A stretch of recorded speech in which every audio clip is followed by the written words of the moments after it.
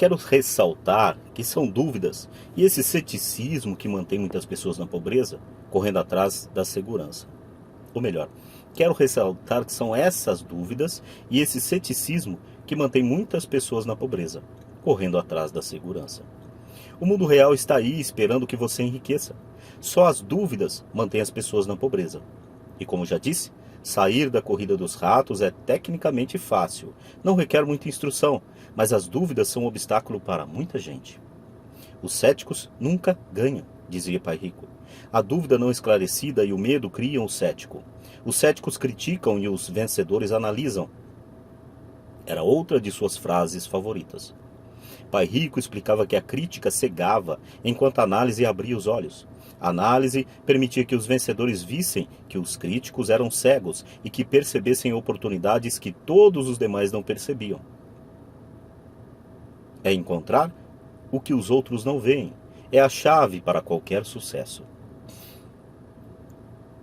Os imóveis são uma poderosa ferramenta de investimento para quem esteja em busca da independência financeira. É um instrumento único. Contudo, sempre que menciono os imóveis como uma aplicação, ouço alguém dizer: não quero consertar vasos sanitários. Isso é o que Peter Lynch chama de ruído. É o que Pai Rico chamava de conversa de cético. Alguém que critique e não analisa. Alguém que deixa que suas dúvidas e medos fechem sua mente em vez de abrir os seus olhos. Quando alguém fala, não quero consertar vasos sanitários, tenho vontade de retrucar. E o que faz pensar que eu quero?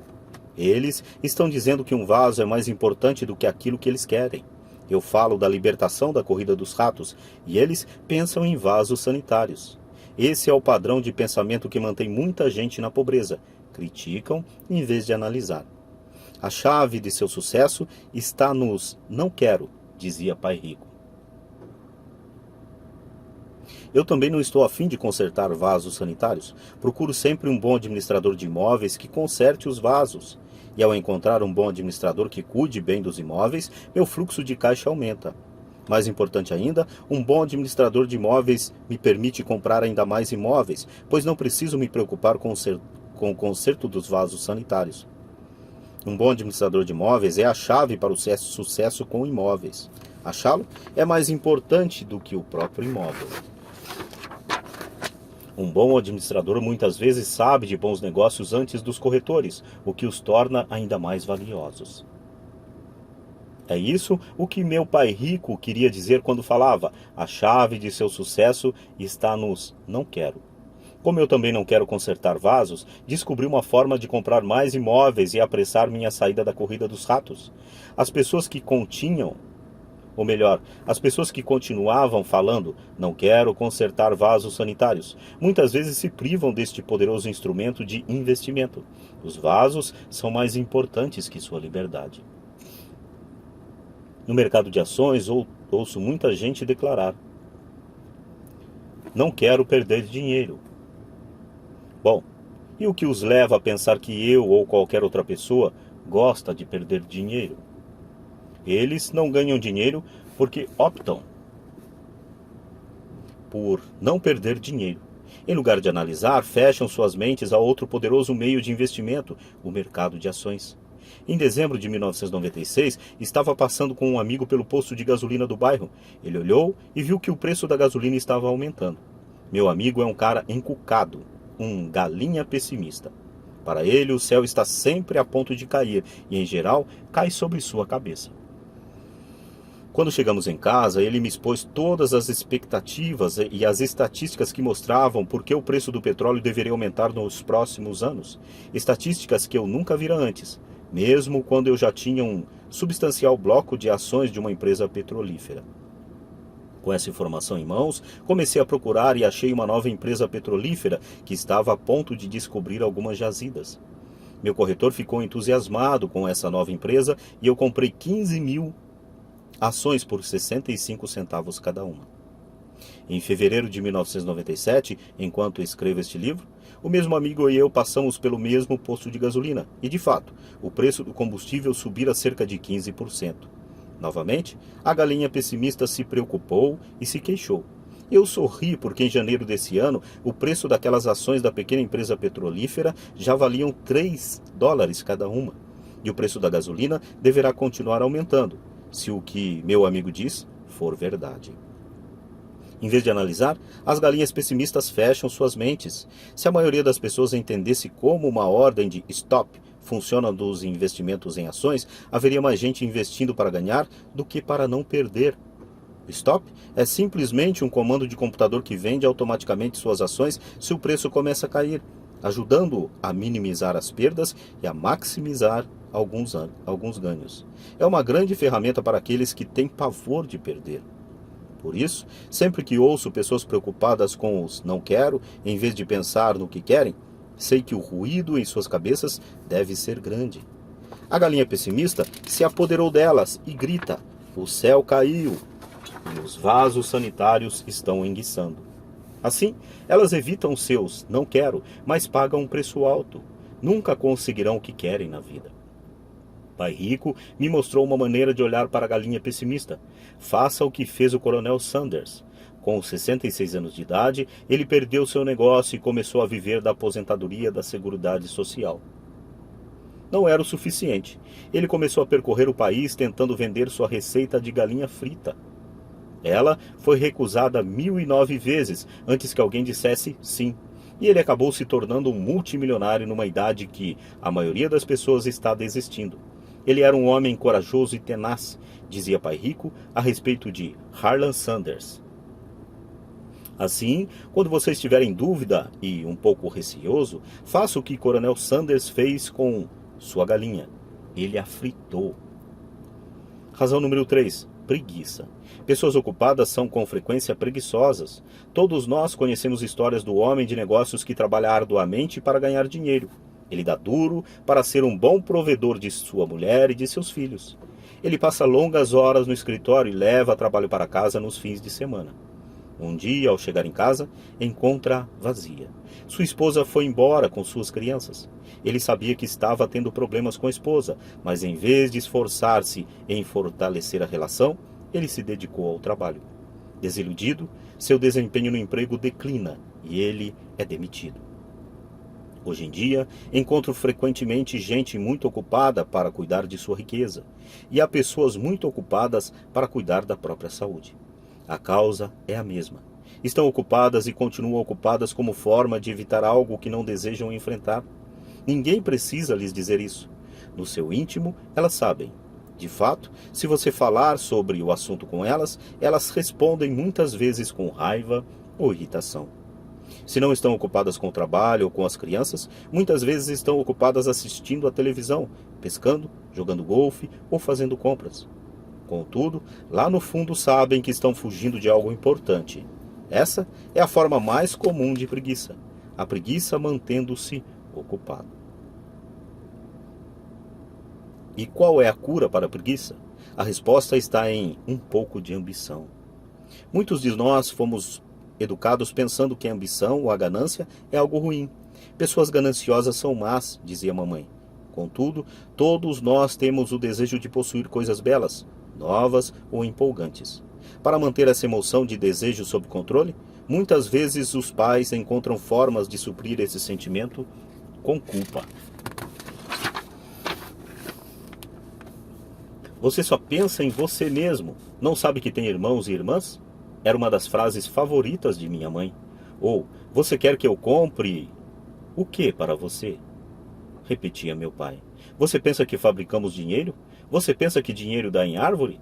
Você sabe que não somos ricos? Não eram tanto as palavras, mas o sentimento de culpa que as acompanhava, o que me deixava possesso. O reverso da criação desse sentimento de culpa era: sacrifico minha vida para lhe comprar isso. Estou comprando para você porque nunca tive coisas assim quando criança.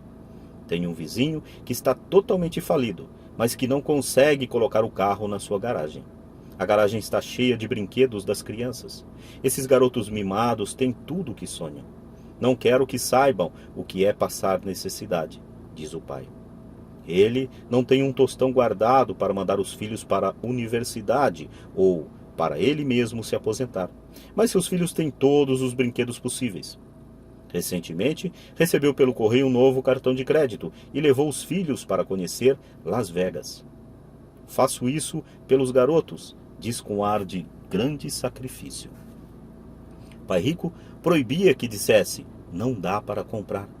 Na casa de minha família de verdade, escutava isso a toda hora. Já Pai Rico queria que seus filhos dissessem, como posso comprar isso? Ele considerava que as palavras não dá para comprar fecham o cérebro. Você não precisava pensar mais. Como posso comprar isso? Essa era uma forma de abrir a mente, obrigava você a pensar e buscar alternativas. Mais importante do que isso, ele considerava que não dá para comprar é uma mentira. E o espírito humano sabe disso. O espírito humano é poderoso, muito poderoso, dizia. Quando sua mente preguiçosa repete, não dá para comprar, uma guerra se estabelece dentro de você. Seu espírito se enfurece e sua mente preguiçosa deve defender a mentira dita. O espírito grita, vamos para a academia fazer exercícios. E a mente preguiçosa responde, estou cansada, trabalhei muito hoje. Ou o espírito humano diz, estou cansado de ser pobre, vamos sair daqui e enriquecer. E a mente preguiçosa fala, pessoas ricas são gananciosas. Além disso, dá muito trabalho. Não é seguro, posso perder dinheiro. Do jeito que está, já trabalho muito. Já tenho que fazer coisa demais no emprego. Veja o que tenho que fazer hoje à noite. O chefe quer que eu entregue de manhã. Não dá para comprar. Também traz tristeza. Uma sensação de desamparo que leva ao desânimo e muitas vezes à depressão, apatia. É outra palavra que se aplica. Como posso comprar isso? Abre possibilidades, empolgação e sonhos. Pai Rico não estava preocupado com o que você queria comprar, mas esse como posso comprar isso fortalecia a mente e dinamizava o espírito. Assim, raramente ele dava alguma coisa a Mike ou a mim. Em vez disso, perguntava, como você pode comprar isso? E isso incluía a mensalidade da universidade que nós tínhamos que pagar com o nosso dinheiro. Não era o objetivo, mas o processo de atingir o objetivo que desejávamos, o que ele procurava passar para nós. O problema é que hoje sinto que milhões de pessoas se sentem culpadas por sua ambição. É um condicionamento que vem da infância. Elas desejam ter as melhores condições que a vida oferece. A maioria foi condicionada, entretanto, a dizer subconscientemente, você não pode ter isso, ou você não conseguirá comprar isso. Quando decidi sair da corrida dos ratos, havia uma questão simples. Como posso conseguir não voltar a trabalhar mais? E minha mente começou a disparar respostas e soluções. A parte mais difícil foi romper com os dogmas de minha família de verdade. Não podemos comprar isso, ou pare de pensar só em você, ou porque você não pensa nos outros. E outras expressões parecidas que se destinavam a criar culpa e suprimir minha ambição. Assim, como combater a preguiça? A resposta está em um pouco de ambição. É como diz aquela estação de rádio, a WII-FM. O que há aí para mim? A pessoa precisa sentar e pensar. O que há aí para mim se sou saudável, sexy e tenho boa aparência? Como seria a minha vida se eu nunca tivesse que voltar a trabalhar? O que seria de mim se eu tivesse todo o dinheiro de que preciso? Sem esse pouco de ambição, não há o desejo de ter algo melhor, de progredir. Vamos à escola e estudamos muito porque queremos algo melhor. Então, sempre que você se flagrar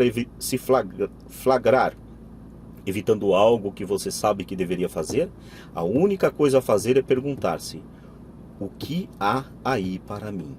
Seja um pouco ambicioso, é a melhor cura para a preguiça. Contudo, ambição demais, como todo exagero, não é bom. Mas lembre que Michael Douglas falava no filme Wall Street, a ambição é boa. Pai Rico falava de forma diferente. A culpa é pior do que a ambição, pois a culpa nos rouba a alma. E para mim, quem falou melhor foi Eleanor Roosevelt. Faça o que seu coração acha certo. De qualquer forma, você será criticado. Você estará perdido se fizer e perdido se não fizer. Razão número 4.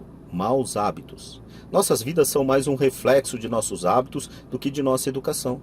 Depois de ver o filme Conan, protagonizado por Arnold Schwarzenegger, um amigo falou: adoraria ter o corpo de Schwarzenegger. Vários caras concordaram. Ouvi dizer que antes ele era magro e fraco, acrescentou um amigo. Também já ouvi isso, acrescentou outro. Dizem que ele malha todos os dias na academia. Aposto que sim. O quê? Exclamou o cínico do grupo. Aposto que é assim de nascença.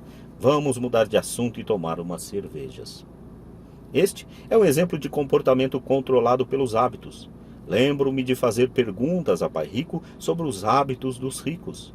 Em vez de dar uma resposta direta, ele tentou ensinar, por exemplo, como costumava fazer. Quando seu pai paga as contas dele? Perguntou Pai Rico. No início do mês, respondi. E sobra alguma coisa? Prosseguiu Pai Rico.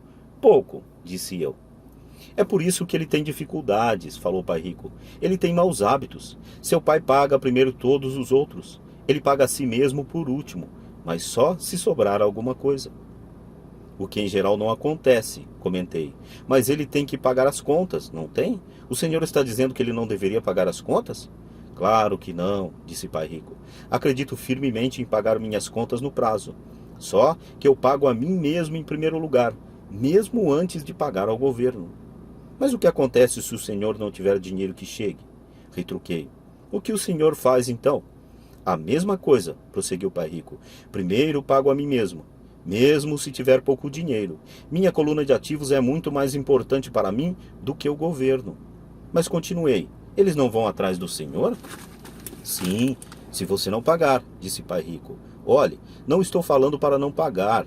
Só que eu pago a mim mesmo primeiro, mesmo quando tenho pouco dinheiro. Mas como é que o senhor consegue isso? Disse eu.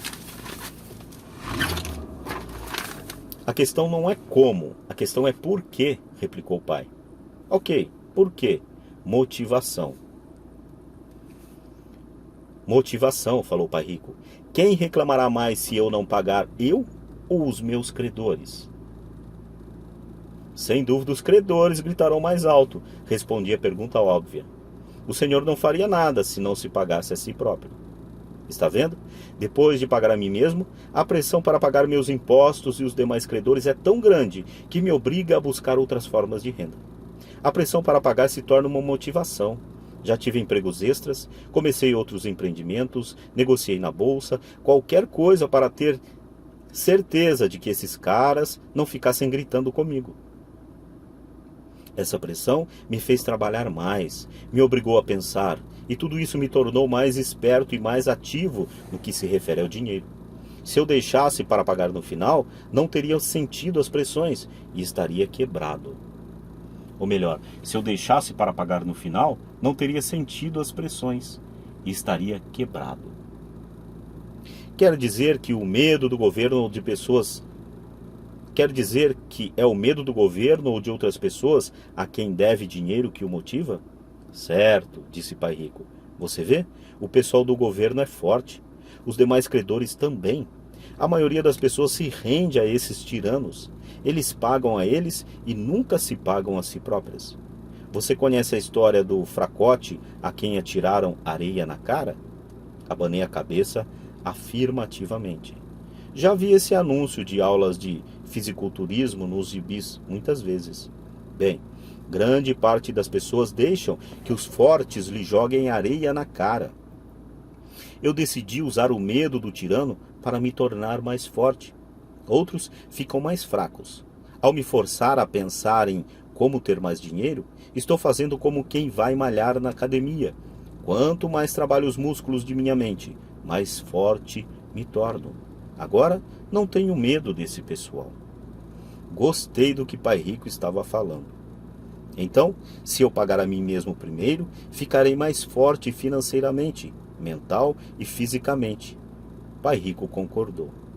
E se eu me pagar por último, ou deixar de me pagar, fico mais fraco.